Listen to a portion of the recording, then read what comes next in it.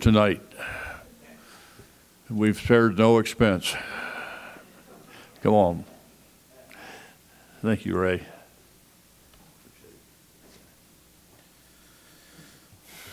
Good evening, everyone. I drew the short stick this week, so Pastor Kaufman and Pastor Berg get the night off.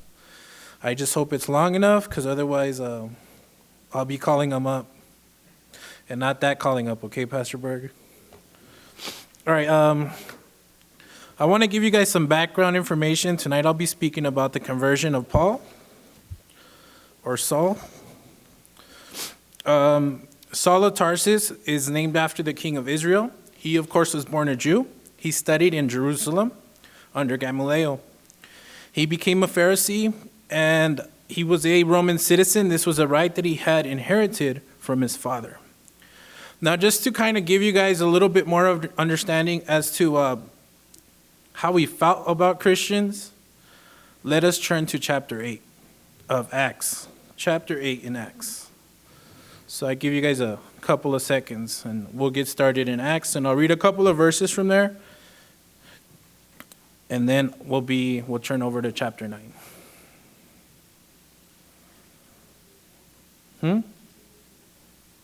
Acts chapter 8. I'm sorry.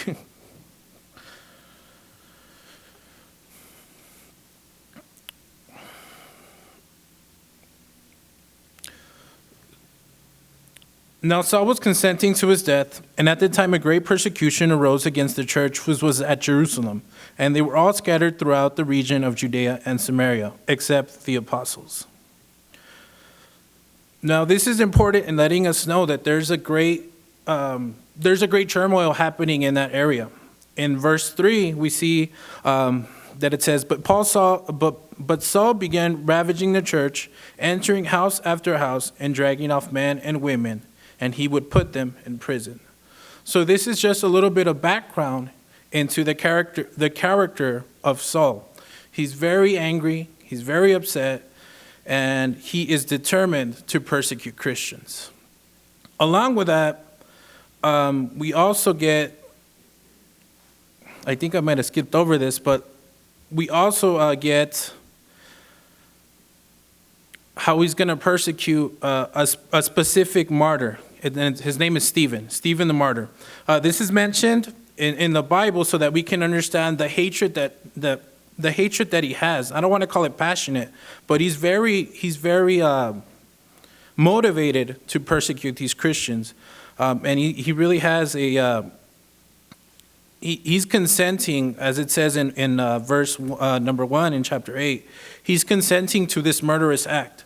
All these other individuals are coming after Stephen, and he's consenting that they put him to death. In so much so that he's going to hold the garments of the ones that are chasing after Stephen so that they can put him to death.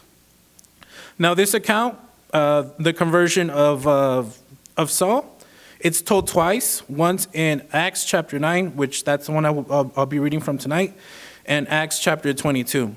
Saul of Tarsus was perhaps in his 30s. He's regarded as a young Jewish man, and as he watches the Christian faith grow, his hatred for Christianity really starts to burn, and what he wants to do is he feels threatened. So what he wants to do is persecute these Christians. So what he's going to do is he's going to set out to destroy this new religion, and he's going to go so far as to ask for authorization from the high priest, which is Caiaphas at this time, to search Damascus for anybody that's worshiping Christianity or anybody that's practicing and studying that. So he wants to bring these individuals to stand trial and punishment. And with that, we'll begin in chapter 9. So if y'all will turn your Bibles to chapter 9 of Acts. Now, verse 1 says, Now Saul was still breathing threats and murder against the disciples of the Lord, and went to the high priest. Again, like I mentioned before, this is Caiaphas. He's the high priest of the area. Here we're reminded of the persecuting activity of Paul from chapter 8. Saul is still not satisfied with the results of the Jerusalem campaign that had started again in chapter 8, and he sets out to persecute a lot of Christians. Verse number 2 says,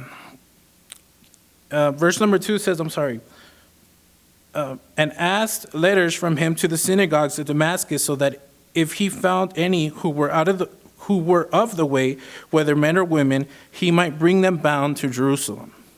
So here we get a couple of points. He's going to meet with the high priest. He wants special permission so he can travel. He's traveling to an ancient city. He's traveling to Damascus. This is historically a location where a lot of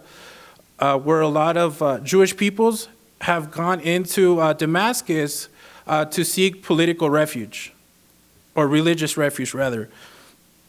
This is located about 60 miles from the Mediterranean Sea and about 160 miles from Jerusalem. So it's close enough so that they can escape and feel safe.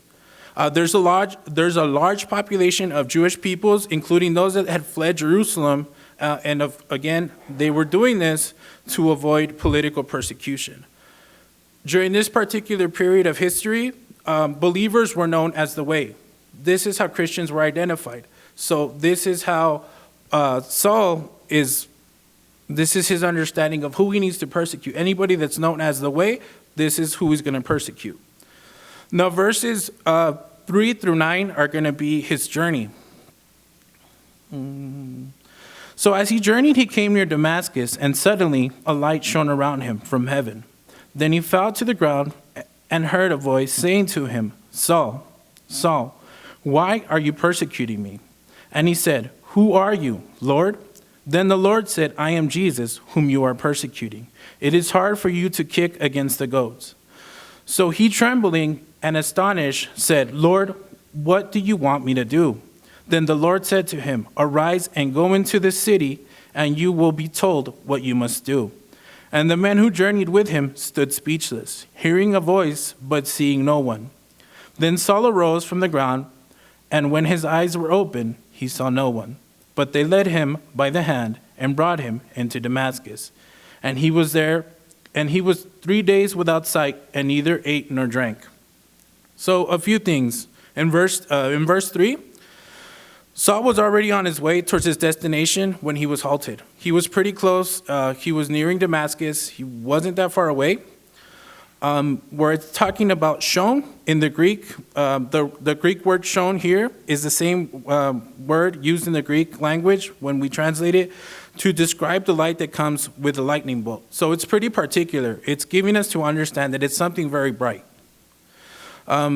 It's around noontime, and we can see this in Acts chapter 22, verse 6. That gives us a timeline of how close, not only how close he was, but what time it was as he neared Damascus. And this all happened, again, without warning, and he was surrounded by this light. These two features are generally seen as a divine revelation, both the bright light and a speaking voice. So the bright light signifies the expression of divine glory.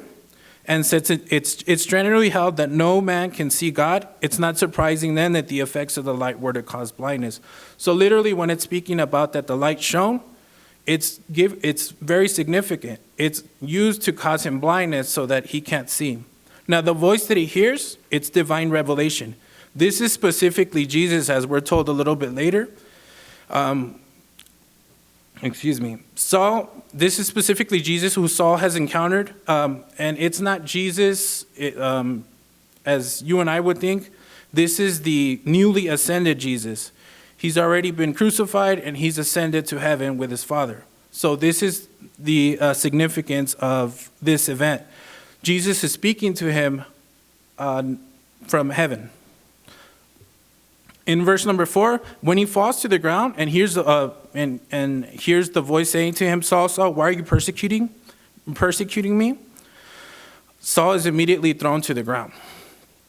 It's mentioned in Scripture about 15 times where someone's name is mentioned with repetition, with some of the most popular ones being Abraham in Genesis in chapter 22, where God calls Abraham to stop his sacrifice. The other popular one, or the one that I thought was popular, is Moses, when God is speaking to Moses from the burning bush. And that's found in Exodus chapter 3, verse 4. The question that is posed here in verse 4, it's aimed directly at Saul. And this indicates that while he thought that he was merely speaking, while he thought that he was merely attacking a group of men for their beliefs, what's really happening is he's attacking Christ, the believers. Well, not Christ, the believer, but he's attacking Christ. So he did get Christ's attention here. And he's making it known to Saul that you're going to have to pay with me. And Jesus says, while speaking to him, or it could be understood that, if you persecute my people, who you're really persecuting is me. Verse number 5, he says, he's asking, he doesn't fully understand who he's talking to. Who are you, Lord? Then the Lord said, I am Jesus, whom you are persecuting. It is hard for you to kick against the goads. Now, this is interesting because Paul he's puzzled. He can't see. He's on the ground. He doesn't know what's going on. All this happens in an instant. The reply which he received showed that it was Jesus who was speaking to him and whom he was persecuting. So thus the effect of the vision was to indicate to Saul that in persecuting the Christians, he was also persecuting Jesus. Now, when it speaks about the goads were used in ancient antiquity, and they were used for ox carts. And this was to get the oxen motivated. The drivers would whip them. The drivers of these ox carts would sometimes whip the oxen to get them motivated. This didn't always work, however, and sometimes just by whipping them, the oxen would break the carts. So in order for them to stop doing this, they would put goads, which were metal spikes. And even with these metal spikes, the oxen would still kick against them stubbornly and hurt themselves. So in saying this, Jesus is telling them, you're still going against my wishes. You're still persecuting Christians, even though I've told you not to do this. Verse number 6, so he, trembling and astonished, said, Lord, what do you want me to do? Then the Lord said to him, arise and go into the city, and you will be told what you must do. So he's scared. Saul is scared. He understands that he's messed up. He can't see. He's on the ground. And the first thing he can think of is, well, what can I do? I'm at your mercy. Verse number 7, the man who journeyed with him, he didn't travel alone. He was going to persecute Christians. So he was traveling in a band. The men who journeyed with him stood speechless, hearing a voice, but not seeing anyone. So the revelation was one given to Paul alone and not shared by his companions. They nevertheless witnessed that something unusual had happened, and they halted speechless as they heard the sound of a voice, but saw no speaker. So they all heard Jesus, but didn't understand why Saul had fallen to the ground and couldn't see. And we're going to see just here in a little bit what's going to happen to Saul as they sit there or stand there confused as to the events of what's going on. There is some conflicting accounts in Acts chapter 26, verse 14. It says, and when he had fallen to the ground, I heard a voice saying to me in the Hebrew dialect, Saul, Saul, why are you persecuting me? It is hard for you to kick against the goads. So that's in Acts chapter 26, verse 14. And then the other one that sounds a little bit different as to whether they heard it or did not hear Jesus speaking is in Acts chapter 22, verse 9. And those who were with me saw the light, to be sure, but did not understand the voice of the one who was speaking to them. So in Acts chapter 22, verse 9, it's understood that they did hear Christ, but they didn't understand what he was saying to Saul.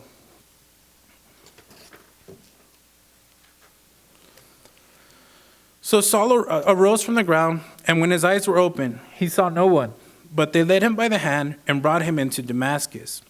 And he was there 3 days without sight, and neither ate nor drank. So here, Paul is literally taken like a child into Damascus. And he's taken, again, by the hand, and he's going to have to contemplate his actions. His instinctive reflex is to close his eyes. When he saw the light, his reflexes were just going to close his eyes. When he opened his eyes, that's when he realized that he couldn't see. On opening them, he was still unable to see, and this in itself would be, it's unnatural. He's thinking, I just saw right now, and now I can't see. So in his weakness, we see in his weakness that he needs to be led by his companions, and so came to Damascus. Here, again, he's there for 3 days, and no doubt still overcome by shock and probably penitence. He's gonna start thinking about all the stuff that he does to Christians, that he's done to Christians. We learn a little bit later on that he's known throughout the region for being a persecutor of Christians.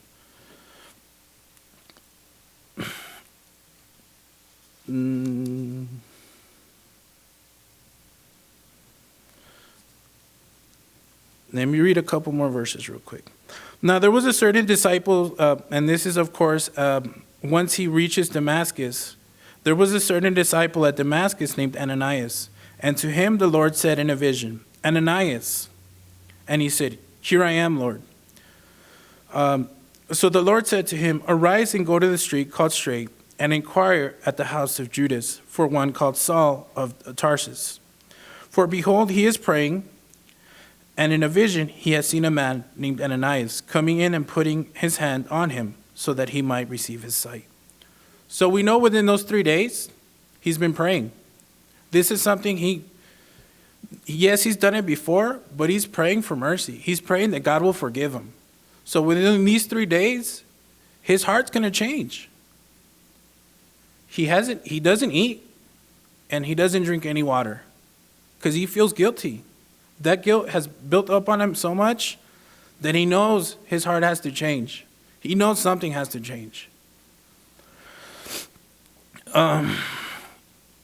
So Ananias, he's a Christian man. He also has a dream, and he also hears the Lord. This disciple, of course, God has a plan for him. And Ananias, right away, the first thing he says is, Here I am, Lord, use me. He's willing to accept whatever God lays out for him. And the Lord says to him, Arise and go to the street called Straight, and inquire at the house of Judas for one called Saul of Tarsus. For behold, he is praying. Now, Jesus is very specific in his instructions to Ananias, and he told Ananias exactly what to do, where to do it, and with whom.